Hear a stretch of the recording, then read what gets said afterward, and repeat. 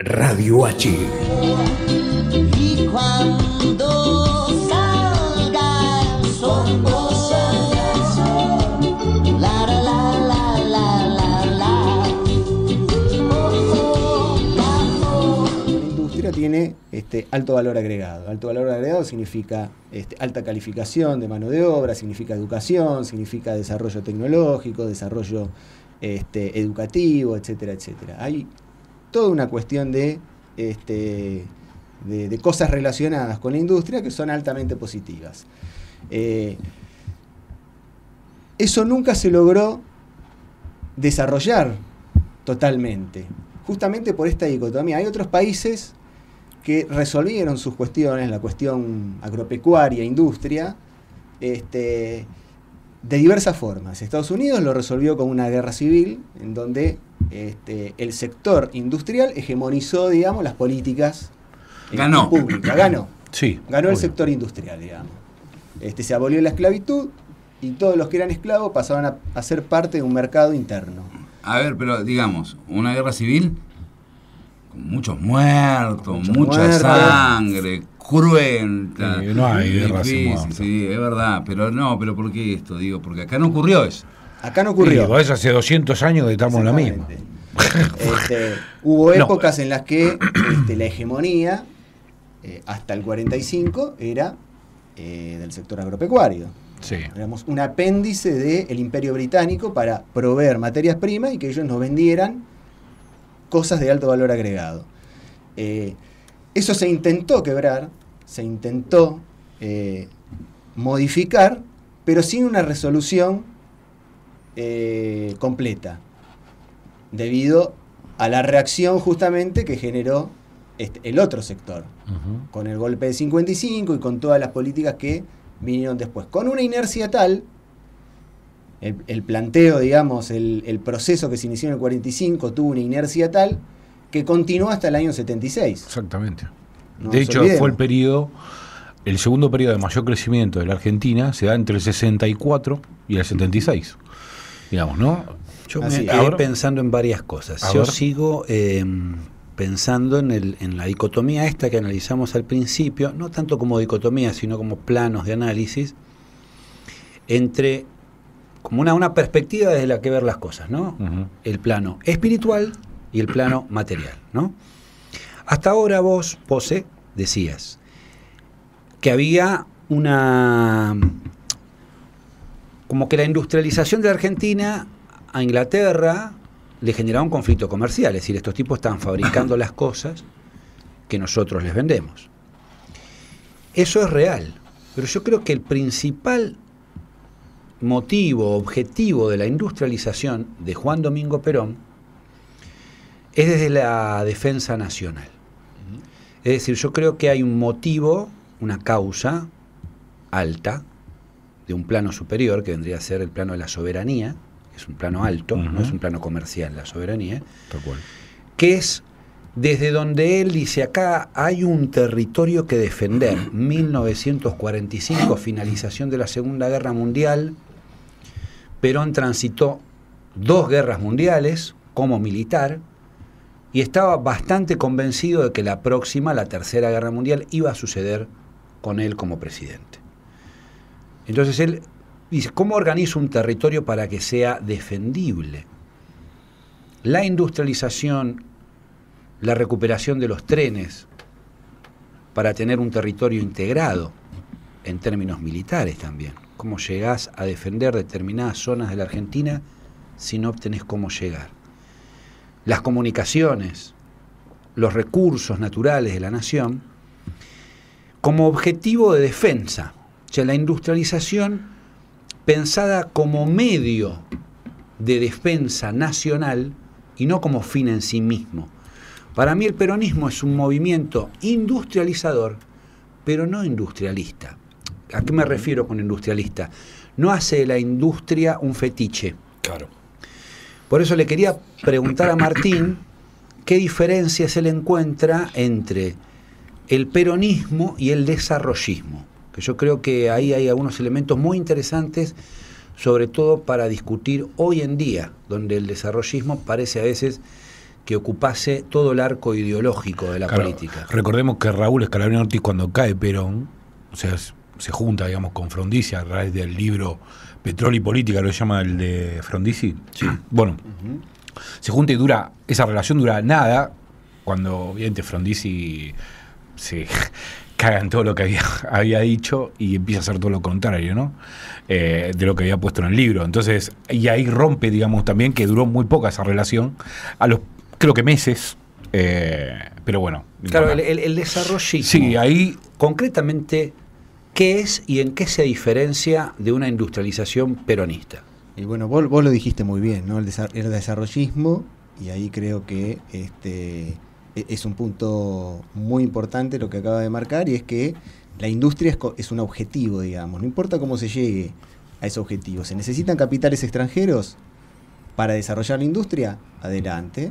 Se invitan a los capitales extranjeros en pos de una industria, digamos, abstracta, por así decirlo, porque no tiene un objetivo claro, Nacional. determinado. El capital extranjero dicen que invertir. No tiene No un que invertir, no o tiene sea, un objetivo define el capital nacional. extranjero Claro. o define quien quiera, digamos, asuma. Una especie de plan Marshall. Exactamente. En su momento, Frondizi abrió justamente al capital extranjero para que ingresara.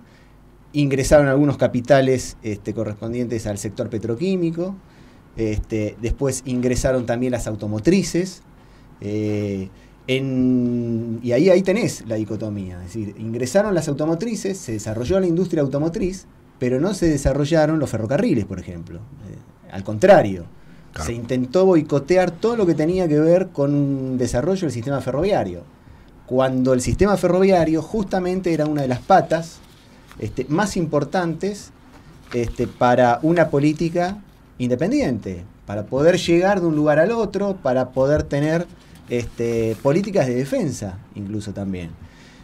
La industria ferroviaria relacionada también fue boicoteada en su momento.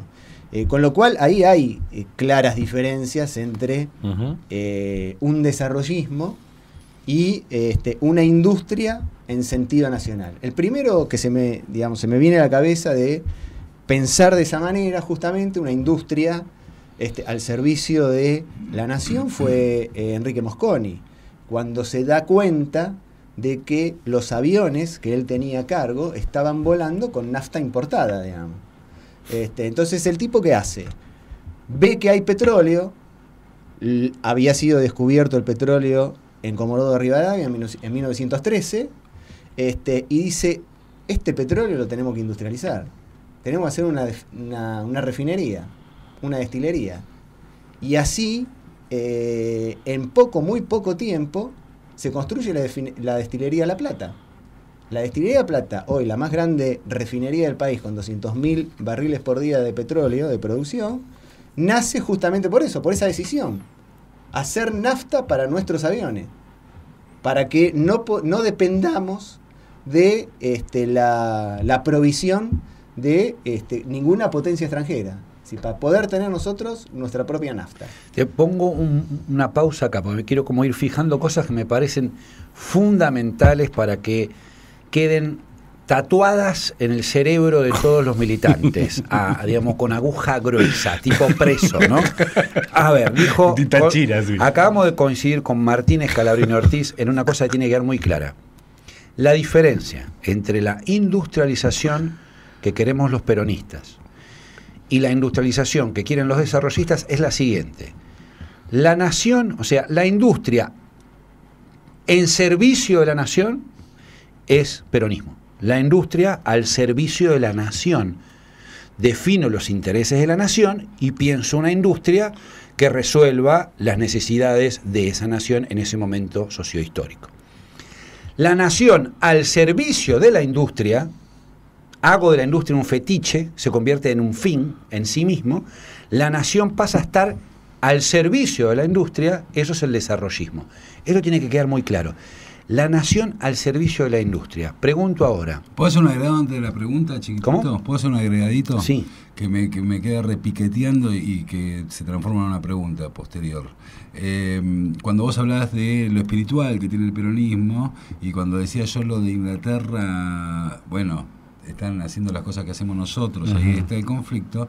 Yo creo que ahí el peronismo sí tiene esto, pensar en esto, en el concepto de nación, y agregamos en el concepto de región, ¿no? Como un agregado, como esa patria grande que llamamos ahora. Recordemos que Perón la empieza a dibujar en eso que llamó el ABC, que viene a ser la previa de lo que fue el Mercosur después, de lo que intentó Néstor, lo que intentó Chávez, lo que intentó Correa, etc. Sí, lo que pasa es que está todo mezclado en los dos conceptos, digamos, del peronismo, que la independencia económica y la soberanía política. Entonces, en esas dos claves es donde uno tiene que leer la industrialización del peronismo. Ahora, pregunto yo, en el proceso de industrialización ese del peronismo, y pensando en el futuro, pensemos que esta pesadilla que estamos viviendo actualmente se acabará prontamente, en meses, digamos. Días, horas, quizás segundos, ¿por qué no decirlo? Mientras estemos acá, como no, se está destruyendo esta historia. Cuando nosotros tomemos el poder, ¿cómo pensamos la industrialización en términos regionales? Pensamos que tenemos que, imaginemos algún reduccionismo. Acá está Brasil, acá está Chile, acá está Bolivia, acá está Ecuador, y yo soy Argentina. ¿Qué industrializamos cada uno, muchachos? Para no pisarnos los talones. ¿Cómo se produce eso? ¿Cómo se piensa esa ingeniería de industrialización regional? Bueno, yo creo que primero hay que pensar en una unión sudamericana de naciones o una cosa por el estilo, como para que todos los países de Sudamérica apunten hacia el mismo lugar, digamos, hacia el mismo lado, ¿no? Porque si hay países de América del Sur que están pensando en otra cosa, va a ser obviamente muy difícil, ¿no? Por supuesto y por suerte todavía quedan lugares en donde toda esta ola destructiva no ha llegado. Bolivia es un caso, Venezuela por ahora es otro, aunque tienen complicaciones muy graves en su propio país. Pero todo el resto de la región, la verdad que está complicado, digamos, para poder hacer una cosa por el estilo. Pero me parece a mí que lo que había iniciado el general Perón en su momento, pensando en una patria grande, pensando en políticas comunes, y sí, tiene que ser retomado de alguna manera. No es fácil porque cada uno de los países tiene sus propios intereses, tiene sus burguesías, por ejemplo, ¿no? Que están bastante relacionadas con el tema industrial. Si no es el Estado el que lleva adelante la industrialización en los sectores estratégicos. La coordinación de cada una de esas políticas no va a ser fácil. Pero sí, obviamente hay que tener en cuenta, primero, las riquezas que tiene cada uno de los países y aprovecharlas. Bolivia, por ejemplo, si bien también le está costando, tiene sus inconvenientes como para poder avanzar, aunque lo sigue haciendo en forma lenta y pausada. Tiene el gas natural, por ejemplo, como recurso natural, y lo está pensando en industrializar. La famosa planta de polietileno, que se construiría para hacer básicamente plásticos, digamos. Y poder, de alguna manera, agregarle valor a algo que ya tiene. El litio, por ejemplo, también otro recurso importante que tiene Bolivia y que también tenemos nosotros. Está pensando en las baterías de litio, está pensando en darle un poco más de valor a lo que ya tiene. ¿Le cuesta? Sí, claro que le cuesta, porque no es algo que puedas hacer de un día para el otro. Pero son cosas que hay que tener en cuenta y que los países que vamos en la misma senda tenemos que aprovechar. Pero Martín, ¿no podrías buscar nosotros en la trampa, por ejemplo, ¿no?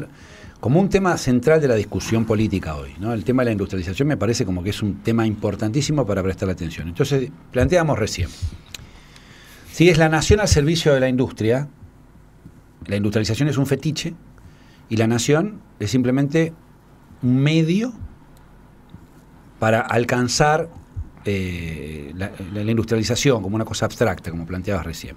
Es lo que te Pero determina si decíamos, la mano del si mercado, decíamos, ¿no? Somos el justicialismo, que tiene como eje central la palabra justicia, que es de una dimensión alta, de un plano superior y sutil, espiritual. La industria tiene que estar al servicio de la nación. En función de eso, a nivel regional, la industrialización no debería estar en función de la región en términos espirituales y culturales, y no la región como medio de la industrialización. ¿Por qué lo planteo? Porque nosotros somos una región que culturalmente tiene características particulares, básicamente nuestras raíces originarias. Hay una columna vertebral en América Latina que tiene que ver con una cultura de vinculación con la espiritualidad de la tierra, ¿verdad? Ese sería el espíritu de la tierra que hablaba Raúl Escararini Ortiz. Entonces yo pienso, no se me cruza Raúl Escararini Ortiz, Rodolfo Kusch, Juan Domingo Perón. La industrialización como fetiche no se puede convertir en una trampa para América Latina, y en esa trampa las grandes empresas transnacionales no nos pueden vender la idea de que nos van a dar industria, nos van a dar inversiones, nos van a dar trabajo, pero que va a ser una industrialización que va a ser aprovechada más por Toyota, Barrick Gold, Bayer, Monsanto, las grandes empresas automovilísticas, y que nosotros estaríamos festejando porque ahora tenemos industria, trabajo, sin embargo perdemos nuestra identidad. ¿Seríamos capaces de sacrificar la identidad cultural de América Latina en el altar de la tecnología, la técnica y la industrialización? ¿No perdimos las elecciones de toda Latinoamérica por eso? Esa es la pregunta.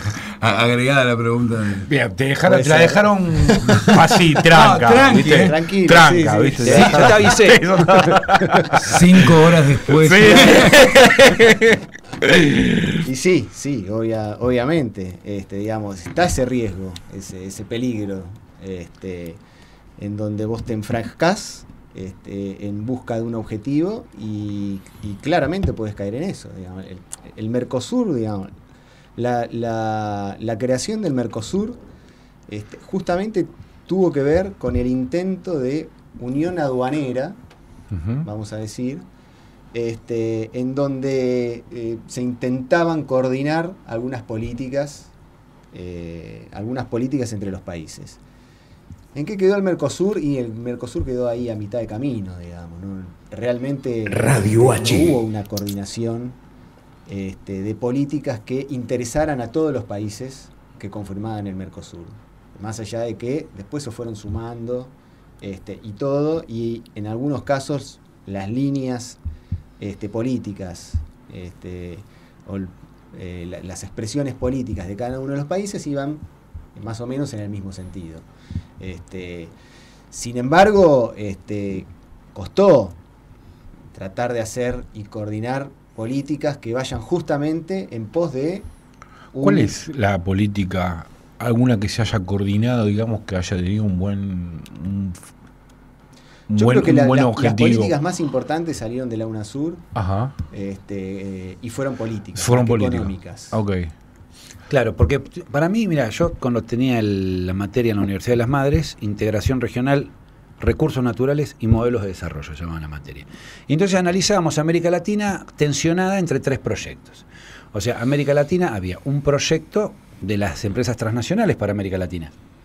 O sea, había un proyecto, digamos, latinoamericanizante, pensado por la Barrick Gold, por Monsanto, por Chevron, por las petroleras, por las automovilistas, sino, mira, América Latina es una comunidad de negocios, el Mercosur es un lugar, es una mesa de negocios. El actor Mercosur, la misma palabra, ¿no? Mercosur, bien de mercado, tenía como una impronta más comercial. La UNASUR tenía una impronta más política, es decir, defensa superior, ¿no? Claro, defensa de las democracias, defensa de los integrantes. Un ejército, el comando de la UNASUR, el comando de defensa de la UNASUR, el Centro de Estudios Estratégicos de la UNASUR, o sea, han pensado más en términos de defensa más políticos, ¿no? Pero lo que no se discutió en Sudamérica o en Latinoamérica es el proyecto de integración cultural. Por eso creo que ahí cultura, cultivo, kush, monocultivo, la soja, los ingresos, los transgénicos, la genética. O sea, hay algunos elementos de lo que hace ruido todavía en el proceso de integración regional que tienen que ver si no estamos pensando América Latina desde un modelo de copia de modelos occidentales. O sea, como que en algún momento deberíamos asumir que América Latina no es Occidente y que debería constituirse como una región que se organiza más allá de los valores que Occidente nos promueve. Esos valores que Occidente nos promueve es progreso, orden, eficiencia, desarrollo, crecimiento. Quizás América Latina no entra dentro de ese parámetro, es otra cosa. Quiero decir que usted es un revolucionario. Claramente. No, un evolucionario. Es un revolucionario. Pero ¿sabés qué? Es fan de Evo. No, vos sabés que con el tema de Evo y el tema de los pueblos originarios hay mucha discusión, ¿eh? O sea, Evo para muchos sectores, yo lo banco, pero a morir lo banco a Evo. Pero en Bolivia hay mucha discusión sobre la mirada marxista occidental del gobierno del MAS. De esos lugares, desde esos lugares, no desde, del gobierno. No desde un planteo, a ver, algunos lo van a tirar de pachamamístico, pero no, hay un planteo realmente que tiene un anclaje real en las comunidades, que es lo plurinacional. Sí. ¿Cuántas comunidades nacionales abarca? La Aymara, la Coya, pero tenés muchas en Bolivia. Hay muchos sectores en Bolivia que no se sienten reconocidos en lo plurinacional. Todavía. Vuelvo a repetir, yo a Evo lo banco, pero hay que defenderlo a muerte a Evo. Pero vuelvo a plantear que para defenderlo hay que decir las cosas como son, justamente. El planteo de las comunidades y la cosmovisión de algunas comunidades en términos del desarrollo del litio. ¿Cuál es el límite de extracción de un recurso natural y la industrialización de ese recurso natural cuando pone en juego los valores culturales de una comunidad? O sea, de alguna de esas comunidades. Por ejemplo, el conflicto del territorio Iseguro-Segure, el Parque Nacional, que fue un conflicto importante que dio mucha conceptualización, que incluso Álvaro García Linera lo tomó como una crítica. Una autopista para generar un desarrollo comercial en una zona y que una comunidad se le opuso. Sí. Entonces en un momento era, bueno, pero ¿hasta qué punto una comunidad tiene derecho a decir nosotros queremos mantener nuestros valores tradicionales y no estamos de acuerdo con que esta autopista pase por acá? El desarrollo del país no es más importante que mantener los valores culturales de una comunidad. Bueno, eso es piola. ¿Martín? Y aparte habría que leer un poquito, agregando lo que decís, Bolívar, Martí, Artigas, que incorporan esa discusión permanentemente, todo el tiempo. Ellos lo incorporan. Nosotros a veces leemos demasiado, que digo que hay que leerlo también, pero leemos mucho Gramsci, leemos mucho Laclau, leemos mucho... que hay que leerlo. Pero esos muchachos, que eran bastante interesantes, mucho más de lo que piensan muchos de los compañeros progresistas que tenemos adentro del campo popular. No, lo digo bien. Basta, ¿no? por favor. No lo estoy diciendo mal. Digo, no, pero léelo a Rodríguez, Simón Rodríguez, pero que no conduzcan. No, lees a Simón Rodríguez, lees a Bolívar, lees a Artigas, esos tipos entendían ese proceso profundamente, digo, ¿sí? ¿no?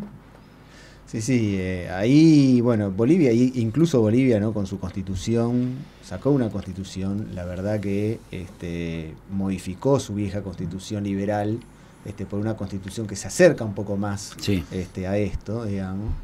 Yo creo que, digamos, aún con sus contradicciones, aún con sus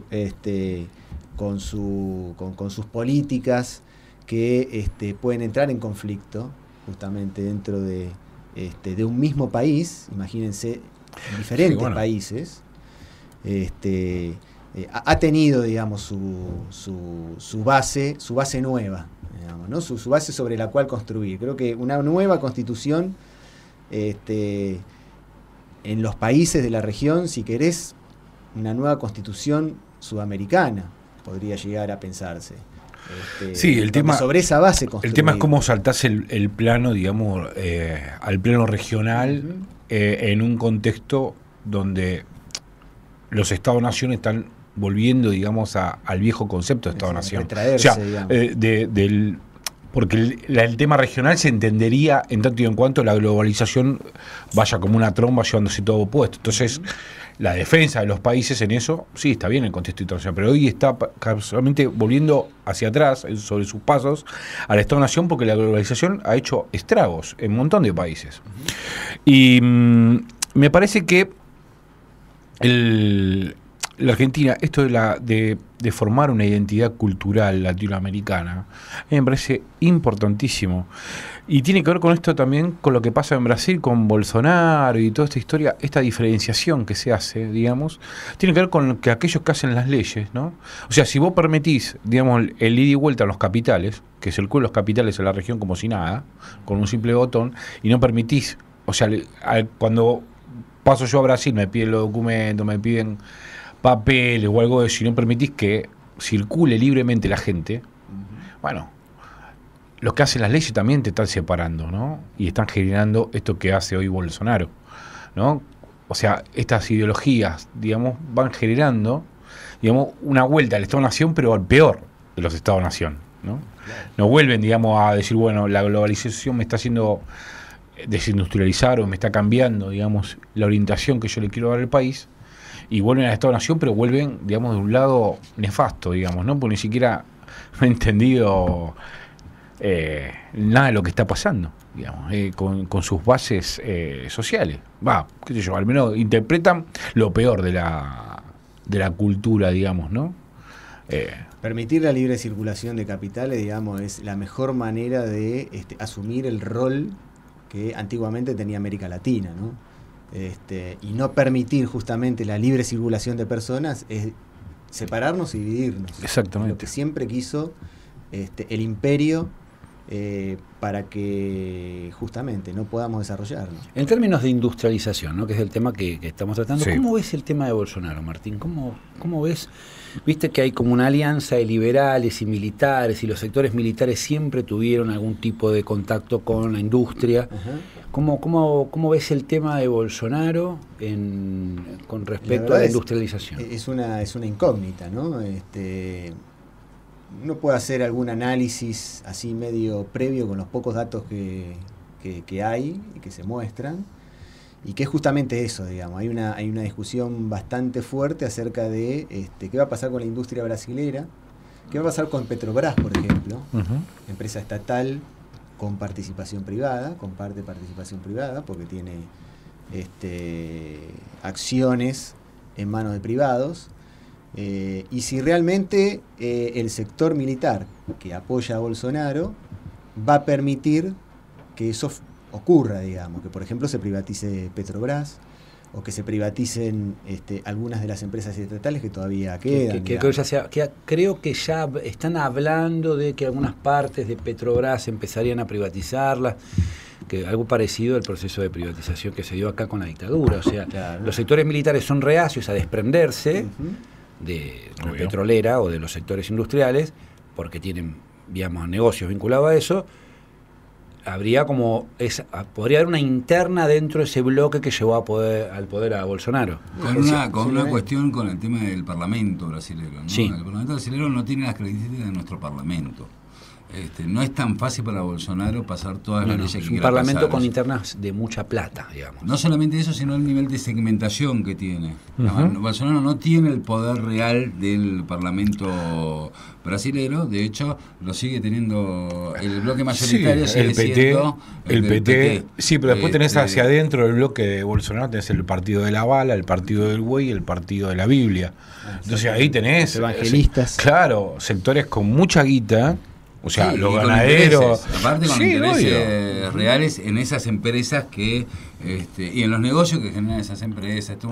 Lo que planteaba es como una mirada más, entendiendo lo de Brasil, en una mirada más geopolítica. Es decir, hay un alineamiento de Brasil con Estados Unidos, con el Estados Unidos de Trump, que el Estados Unidos de Trump es un Estados Unidos que tiene una disputa con la oligarquía financiera internacional, y que tiene un planteo proteccionista e industrialista que lo votan las clases medias bajas y los trabajadores. A ese Estados Unidos. A ese Estados Unidos se alinea Bolsonaro. Por eso es una gran sorpresa. Pero yo lo que digo es Estados Unidos, porque el proteccionismo, yo escuché muchos análisis decir sobre Brasil, bueno, Bolsonaro va a tener una política proteccionista porque Estados Unidos es proteccionista. No, Estados Unidos es proteccionista en tanto y en cuanto Estados Unidos. Para el resto del mundo deja de ser proteccionista. No, pero justamente eso te digo, que el alineamiento de Brasil con Trump, con los Estados Unidos de Trump, no tenga que ver también con este marco ideológico que expresa de alguna manera el proteccionismo de Trump.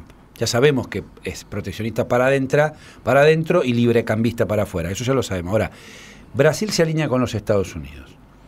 Brasil generaría una atracción en la región a partir de este proteccionismo que, digamos, como seguidismo al modelo Trump de Estados Unidos, o son los sectores liberales que toman más poder en Brasil y que se alinearían con la oligarquía financiera internacional. ¿No? O sea, ¿dónde se ve esto, por ejemplo? Con lo que planteas vos, Martín, concretamente lo que pase en Petrobras nos va a dar la pauta de para dónde va el gobierno de Bolsonaro. ¿No? ¿Y cómo es la relación de fuerza interna que tiene para favorecer esas cosas? Nosotros sabemos que... Teniendo en cuenta potencia también, ¿no? Porque a diferencia de la Argentina, siendo reales, digamos, Brasil es una potencia más consolidada y la Argentina no. Digamos, entonces Macri, si estuviera, yo digo que si Macri estuviera en Brasil, mamadera, agarrate, hubiese sido muy dañino para toda la región. Veremos si Bolsonaro la relación de fuerza le da de ser para ser tan dañino como yo creo que volviendo al tema, me lo imagino un poquito más a Bolsonaro con estas expresiones que tuvo, no bien ganó el ministro de Economía, no recuerdo el nombre, que dijo no nos interesa Mercosur, no nos interesa Argentina, porque lo que están planteando ellos son nosotros somos Brasil, claro, somos, y estamos alineados con Estados Unidos. Exactamente. Está claro, o sea, Estados Unidos es el capo de América, nosotros somos los capos de Sudamérica. Nosotros nos alineamos con Estados Unidos y todo lo demás a la cola, a los cachetazos como quieran. Yo creo que Estados Unidos, si se junta con Brasil, o sea, Bolsonaro se junta con Trump, como a Estados Unidos lo que está claro es que le interesan los recursos naturales de Sudamérica, lo primero que va a hacer es tratar de generar división en los procesos... hacia adentro, sí, obvio. O sea, conflictos intraestatales. Exactamente. ¿No? Es decir, que Argentina se pelee con Brasil y que se pelee con Chile, y o sea, generar toda una serie de relaciones políticas en Sudamérica que sean convenientes a los intereses de Estados Unidos. Y que Brasil sea el elemento que le permita avanzar a los intereses norteamericanos en Sudamérica. Sí, el tema de los intereses sudamericanos en Sudamérica solamente norteamericano, están basados básicamente en el sector militar. ¿Cómo no entiendo? No solo la extracción de recursos, sino que te está vendiendo todo para dividirte adentro y que vos tengas conflictos internos y venderte todos las armas, antidisturbio. Las dos cosas, o sea, recursos naturales hay una nueva, y venta de armas. Claro, exactamente. Sí, pero son las dos. Sí, o sea, pero esos son los dos ejes con los que vienen sobre América Latina, ¿no? O sea, es un juego de tenazas donde te divide, o sea, intraestatalmente y hacia adentro para venderte las armas de antidisturbio, como la guerra, digamos. Pero me parece que lo que dice Gustavo es más la guerra del agua, la guerra sí. ¿no? Vienen por los recursos naturales porque ellos ya son los dueños de todas las cosas al fin y al cabo. Bueno, y si, vemos. No, lo que digo es, te pueden vender a vos o a los chinos, no importa, pero los recursos naturales que tiene nuestra región son impresionantes, ¿no? Pero son los tres planos. Entre los dos nombraron los tres planos. Uno es, lo que quieren los tipos son los recursos naturales. Segundo, los tipos que hacen, venden armas. Entonces, le sacamos los recursos naturales. ¿Cómo se los sacamos? Haciendo que se peleen entre ellos. ¿Cómo hacemos que se peleen entre ellos? Le vendemos armas. ¿Para qué le vendemos armas? Para que haya conflictos intraestatales y interestatales, es decir, conflictos entre los estados y conflictos hacia adentro de los estados, lo que se conoce como conflictos de seguridad interior. Inventamos el tema del narcotráfico, ponemos de moda por todos los medios posibles las series como Los Narcos, El Gallo para Esculapio, para que la gente esté pelotuda. El Chapo, la gente cree que todo es narcotráfico, entonces se generan conflictos hacia adentro de los estados, conflictos entre los estados, se venden armas y se apropian los recursos naturales. ¿Cómo se llama? Desde mi punto de vista, yo le pongo el nombre a este modelo. Espere. Congolización. Exactamente. ¿Sabe qué? Vamos a hacer una pausita, ordenamos un poco la mesa y volvemos. ¿Y cómo industrializamos después de todo esto? Sí, dale. Vamos a escuchar un temita y ya volvemos.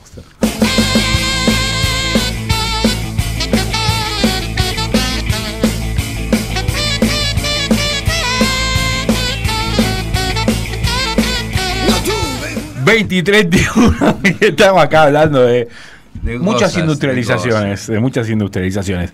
Bien, vamos a retomar el tema de la industria. ¿Desde qué lugar? Me parece a mí que es interesante ver cómo hoy estamos atados con los recursos naturales, con la deuda externa y los recursos naturales como garantía, que sería un límite, digamos, a la industrialización que nosotros pensamos.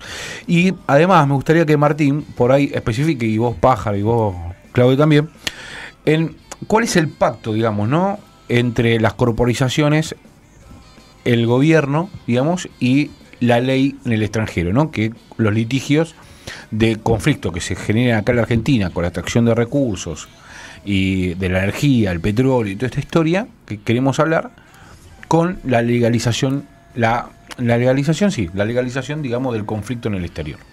Así sería. ¿Cuál es tu opinión, Martín? Bueno, hay una, digamos, una línea directa, ¿no? La deuda está, y como bien sabemos, históricamente sirvió para capturar los excedentes de nuestro país. Digamos, a través de la deuda, lo que permitió es justamente fugar nuestra riqueza. Y nuestra riqueza en términos de recursos naturales y nuestro trabajo. Y esas son las dos cosas que tenemos: riqueza, recursos naturales y trabajo. Y la deuda externa históricamente sirvió para eso, ¿sí? Para el excedente que nosotros generamos, poder transferirlo al exterior y que todos nosotros nos hagamos cargo de eso. Nos quedamos con una deuda, las riquezas se van afuera, y los capitales extranjeros pueden obtener sus excedentes para llevárselo. Eso es lo que está ocurriendo ahora, digamos. Lo que aparte, digamos, se agrega a todo esto, es que detrás de todo eso está justamente la garantía de los recursos naturales. Si vos no podés pagar esta extraordinaria deuda que se está tomando, tenés de garantía y tenés atrás, no es que no tenés nada, tenés. Entonces, en última instancia, lo que te queda es entregar todo eso. En los 90 fueron las empresas estatales, que a través de los bonos desvalorizados, a través de el ingreso de capitales, etcétera, etcétera, se pagó la deuda que hasta ese momento se había acumulado. Ahora no nos quedan empresas estatales, muy pocas, digamos, las que se pudieron recuperar durante el gobierno anterior, y que no forman parte, o no, por lo menos no son las mismas que había en los 90. Lo que sí hay son concesiones, hay gas, hay petróleo, el gas de Vaca Muerta, por ejemplo, que es extraordinario, son reservas que todo el mundo está mirando, pues son de las reservas más grandes que hay en el mundo. Con lo cual, esta deuda que sirvió justamente para hacer frente a esta restricción, hasta esta famosa restricción externa, esta falta de dólares, ¿por qué? Porque las empresas extranjeras siguieron mandando sus ganancias al exterior, porque los mismos argentinos, sus ahorros los dolarizaron, también enviados al exterior, la famosa formación de activos externos. Los intereses de la deuda que se iban acumulando, también lo mismo. Es decir, es un flujo de riqueza permanente que hay que financiarlo de alguna manera, que es a través de la deuda. ¿Qué pasa si no haces frente a esa deuda? Bueno, tenés los recursos naturales hipotecados. Hipotecados en el artículo 236. Porque cuando si se tomó deuda, se puede direccionar Macri puso de garantía los recursos naturales. O sea, concretamente cuando tomó 20.000 millones de dólares de deuda, hay en el articulado de eso están puestos como garantía los recursos naturales. Es decir, no se obvió que los recursos naturales puedan ser intimados en el caso de que no se pague la deuda. Y eso, ¿no?, incluso en los tribunales de Nueva York y Londres. Ahora, el tema es el siguiente. Aparte, legislado con tribunales extranjeros. Tribunales extranjeros como Nueva York y Londres. Nueva York y Londres, vos vas a ir a Nueva York y Londres a pelearte contra Estados Unidos e Inglaterra para decirles que no tienen razón. Bueno, una cosa ridícula. Cuando vuelve a mandarte los lingotes de oro. El tema de la deuda, yo creo que a nivel social tengo la esperanza de que más o menos está instalado en el pueblo argentino de que el problema de la deuda externa es un problema. La cuestión es que los mecanismos de expropiación de recursos naturales van a ser muy variados. O sea, no va a ser directamente, bueno, no, es el tipo que cae, o sea, estuviste alquilando, no pagaste el alquiler y viene el tipo y te lleva el auto, ¿no? Son sutiles. Hay que empezar a hablar algo que en el gobierno anterior medio nos hicimos los pelotudos y en este ni qué hablar. ¿Qué es esto que hablan tanto los progresistas como los neoliberales? Las inversiones. Que vengan las inversiones, necesitamos inversiones. Qué bueno que vinieron las inversiones. La inversión extranjera directa, a partir de los mecanismos de endeudamiento, son el correlato necesario para la extracción de recursos. ¿A qué me refiero? Vos tenés una deuda muy importante conmigo. Me vas a permitir hacer una inversión en tu país con respecto a este recurso. Vas a armarme todo el articulado legal y el andamiaje legal y político para que yo extraiga este recurso sin ningún problema. Vas a tener a la población controlada para que yo no tenga ningún problema por la cochinada ambiental que voy a dejar sacándote el petróleo, el litio o los minerales. Vas a tener a la gente controladita con tu policía de la provincia o la nación, y yo, empresa transnacional, voy a llevarme ese recurso porque vos le debes plata a Estados Unidos. ¿Está claro? Ahí, pero enganchados. Inversión, compañeros, compañeras, compañeres. Las inversiones van a ser el mecanismo de extracción de recursos naturales que están hipotecados por el gran nivel de deuda que tiene la Argentina. Y esas inversiones, lo más ridículo de todo, es que nos van a invitar a festejarlas cuando lleguen, sean los gobiernos que sean. No sé si se entiende. Enganchalo eso con lo que hablábamos con Martín, con tu primera pregunta a Martín, de la diferencia entre industrialización y desarrollismo. Está íntimamente enganchada, me parece a mí, porque ahí empieza, si se quiere, el gran proceso de extranjerización de la economía de la Argentina, que no pudimos revertir en los 12 años del peronismo del siglo XXI, no lo pudimos hacer, bajó muy poquito ese proceso de extranjerización que está en niveles altísimos, pero altísimos, pero altísimos estrafalarios, cósmicos. Infinito punto rojo. La mano entre las pelotas, dice un amigo mío que ya era el sumo. Estás hablando de 70, somos viejos. Más del 100%. Infinito no punto rojo. Infinito ya punto está rojo, pasando toda sepia. Sí. Pero estás hablando de un 70-30, una cosa así, que es una barbaridad. Menos, sí. Y nosotros no pudimos en los 12 años revertirlo. Ese proceso, que es un proceso cultural, que ahí donde yo me pongo muy egoísta, porque Evo tiene ahí no hay McDonald's, loco, no. Porque yo quiero decirle a todos los compañeros, compañeras y compañeras que cada vez que nosotros comemos una de esas hamburguesas, se nos está yendo un poquito de dólares hacia afuera, que esos dólares son el trabajo de los argentinos. Se producen con el trabajo de los argentinos, ¿no? Cuando decís son recursos naturales más trabajo, es eso. Exacto. Es nuestro laburo, nuestra fuerza de trabajo, no. Sí. Exactamente. Es así, digamos. Son las dos cosas que tenemos. Y a partir de justamente las inversiones extranjeras, justamente el efecto que tienen es que vos en algún momento las tenés que tributar. Y ese tributo que te exigen es altísimo. Por diversas cuestiones. Está todo armado para que sea altísimo. Sí, obvio. Altísimo. Desde la creación del riesgo país, que te dice que, o que intenta establecer un discurso en el cual un país es altamente riesgoso y por lo tanto las empresas que tengan que venir a invertir, entre comillas, a ese país, se tienen que llevar un determinado porcentaje de lo que ingresan, la tasa de rentabilidad. Así, con eso se establece una mínima tasa de rentabilidad que los países van a exigir que los capitales extranjeros van a exigir de ese país.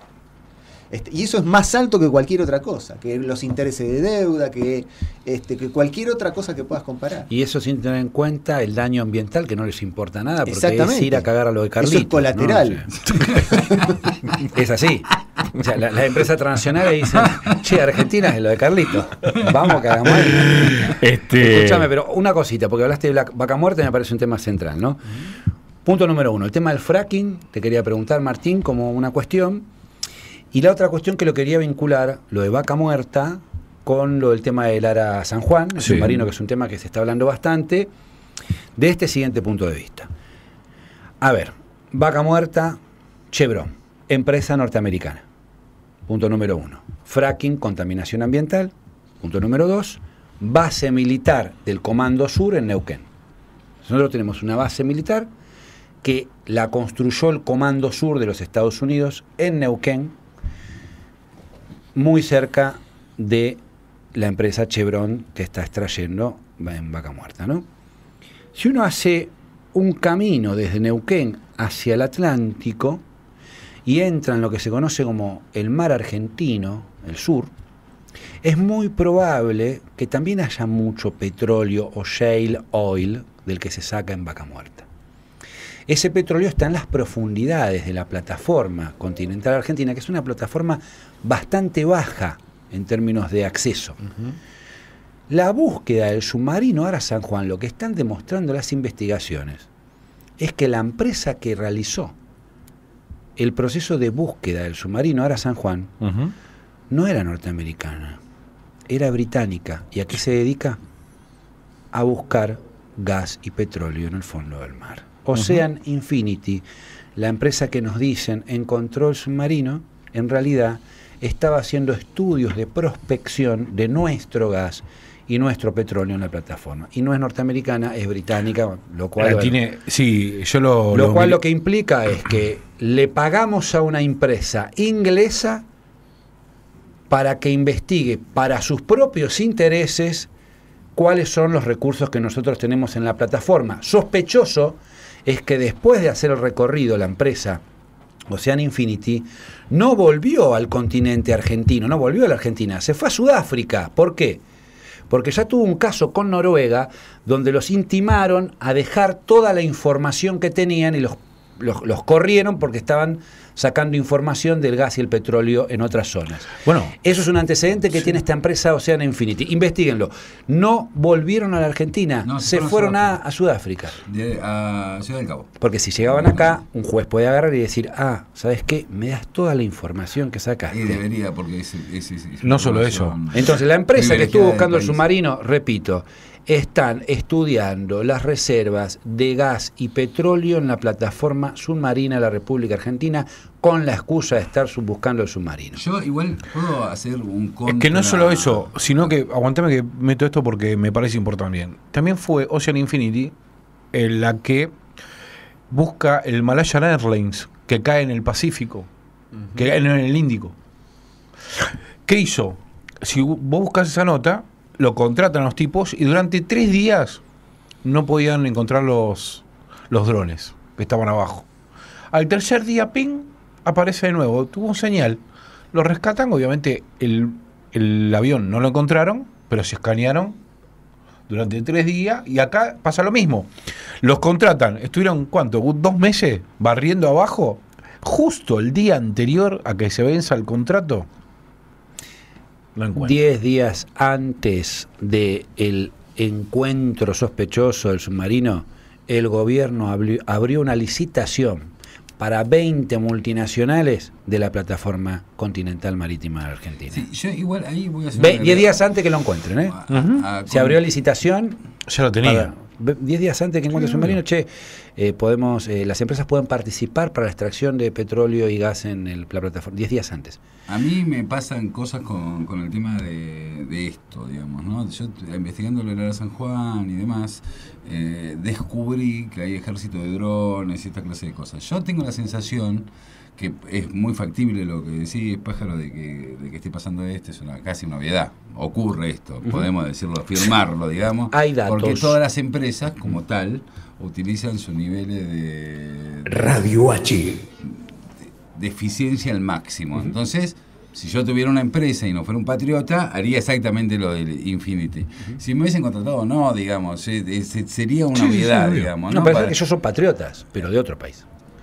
Yo ya no creo eso, yo creo que son las multinacionales, me parece que trabajan... Sí, pero todas tienen asiento en algún lado. Es otra discusión. Lo que digo es... O sea, todas las multinacionales en algún momento tienen asiento en algún país. Igualmente, si te viene a mascarear acá, lo hacen porque seguramente tiene radicación en Delaware, ¿me entendés? Y cuando vos rastreas quiénes son los que financian a Ocean Infinity, son británicos, todos fondos británicos. O sea, está ahí por una cuestión de registro. ¿Por qué? Porque le permite operar en toda América con total impunidad. O sea, para que el oyente le quede claro, a ver, los que encontraron el submarino pueden ser los mismos que lo hundieron. Yo no, descreo de esa teoría, yo te lo digo. Tenés Yo tu derecho de descreo bastante de esa teoría en términos prácticos, digamos. Como la. ¿Qué sé yo? No importa. Eso es bien largo. Lo que, vos podés creer, yo puedo creer. Sí, podemos creer. Lo que quiero decir es esto, atado al tema de la industrialización. A mí lo que me parece es.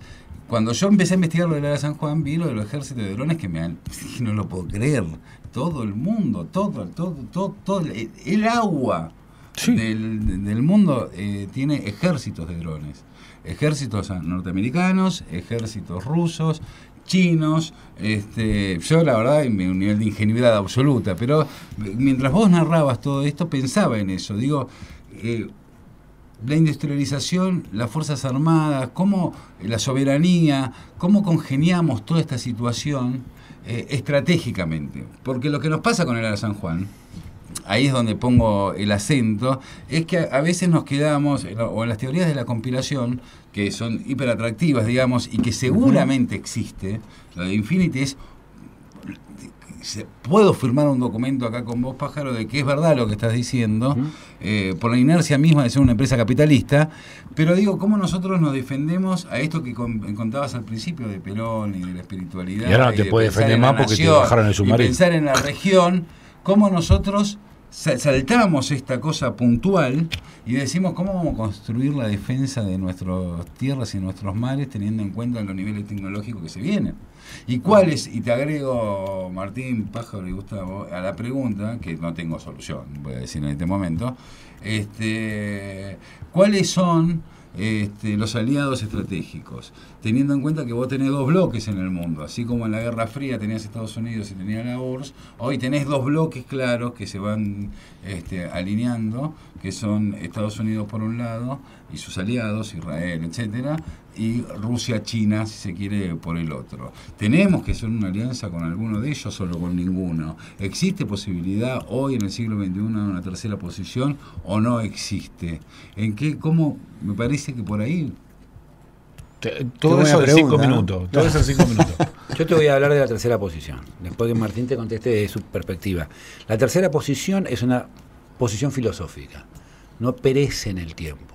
Es una forma de mirar la pero andando en cuenta vos, ahí está bien, yo estoy de acuerdo con eso, pero en términos prácticos, Perón decía, tengo una posición, porque aparte no solamente, también es doctrinaria, pasa un montón filosófica, doctrinaria, un montón de situaciones, pero aparte el tipo, Perón, agarraba la lapicera que tiene Gustavo y decía, y aparte te punteo como si fuera un varón de conurbano, tengo acá, Libia, acá los muchachos que se van a independizar de Francia, acá, y te punteaba, y con esto todo, con todo este armado, te arma un bloque.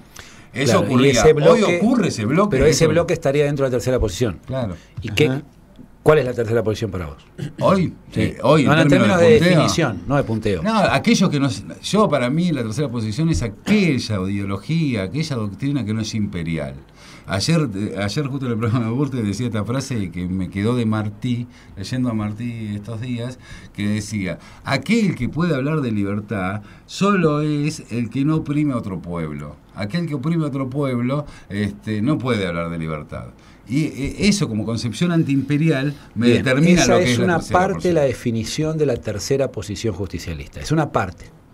Hay otra parte de la definición de la tercera posición que es la definición de que el comunismo soviético y el capitalismo norteamericano, los dos grandes polos de poder en el mundo, son por definición materialistas y no tienen en cuenta la dimensión espiritual de la dignidad de la persona humana. O sea, la posición filosófica de la tercera posición es que el mundo está dividido en dos polos, pero que ambos, el comunismo y el capitalismo, tienen una conceptualización, una visión del hombre solamente materialista. El comunismo desde el productivismo, solamente un productivismo, esto que hablábamos con Martín recién, la industria como fin en sí mismo, y el capitalismo como el consumismo, solamente el hedonismo, el goce por el consumo como un fin en sí mismo.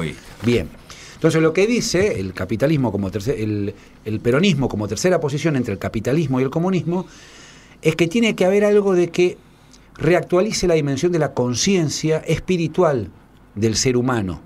Porque si no hay una actualización de la conciencia, las modificaciones materiales van a una velocidad que son superiores a lo que el hombre puede asimilar como conciencia.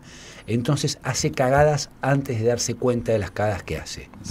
Por eso el consumo termina en Macri. Cuando yo decía antiimperialista, la tercera posición estaría hablando de cuestiones de ecología, de medio ambiente y de supervivencia de la especie humana. De acuerdo. Mi Ahora, intriga es... para que yo entendí lo que vos dijiste, el punteo de varones conurbanos. Voy a eso.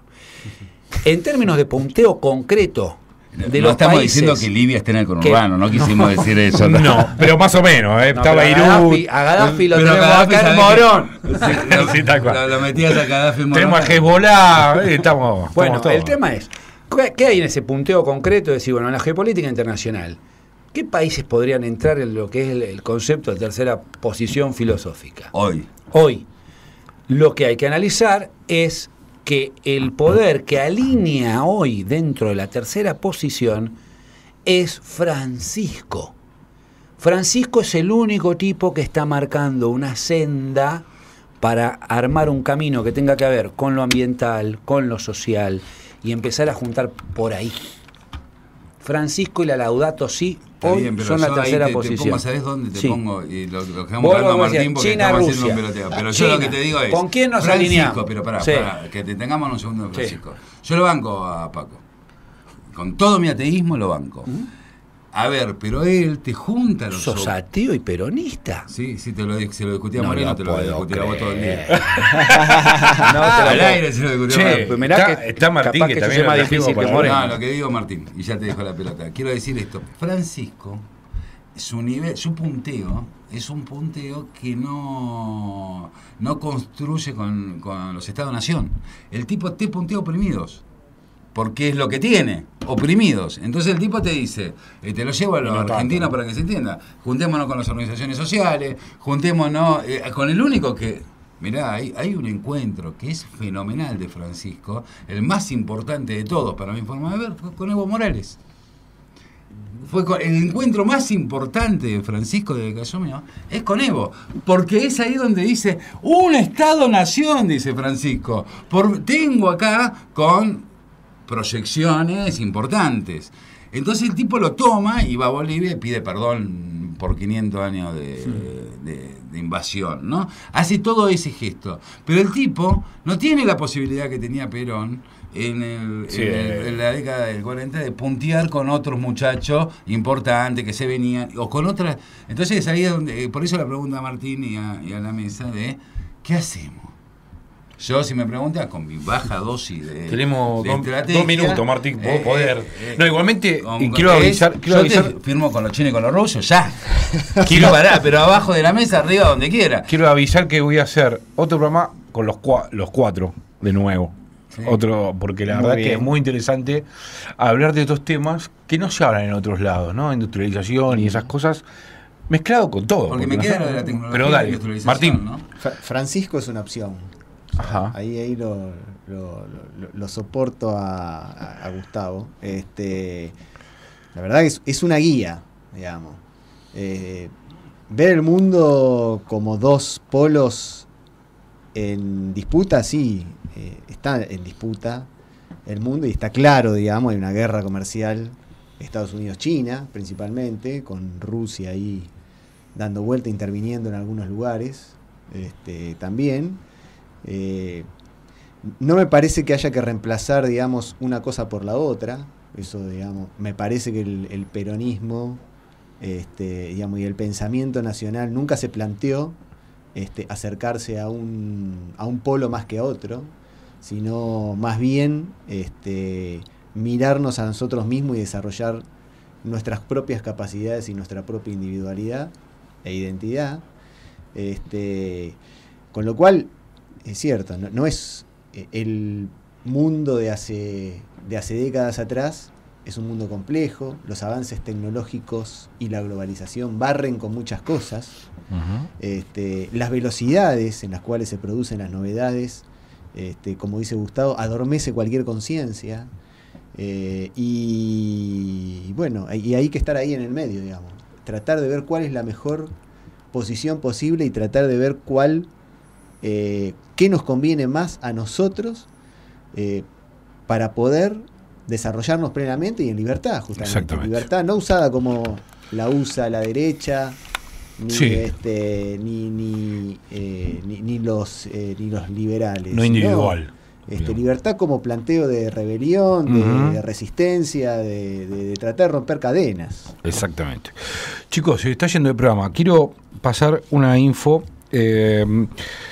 Mañana, no, al 23, 24 y 25 de noviembre se hace el primer encuentro internacional Jornadas Desobedientes del colectivo Historia Desobediente, que son hijos de genocidas, hijos de genocidas. Gente muy Sí, muy piola, interesante, muy piola. posta, ¿eh? Sí, de verdad. El del mañana de 15 a 19 en la ex ESMA, en Avenida Libertador, 8150, ahí 50 y pico. A las 15 horas empieza la jornada. El 24 de noviembre de 10 a 19 en la Facultad de Ciencias Sociales. Increíble. Santiago Estero. Quiero Sábado, preguntarte, ¿cómo te ahí. fue el otro día? ¿Fuiste a la de la semilla? No, tuve un problemita. Listo. Al final el pedo. Me quedé Los que regando. fueron a verlo Me quedé a hablar de regando semilla no fue. un potus. El 25 de noviembre.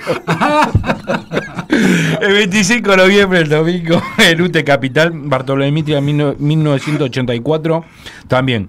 Vayan a verlo, es muy interesante. Sí, sí, un serio, planteo yo tuve muy la oportunidad interesante. de conocerlo.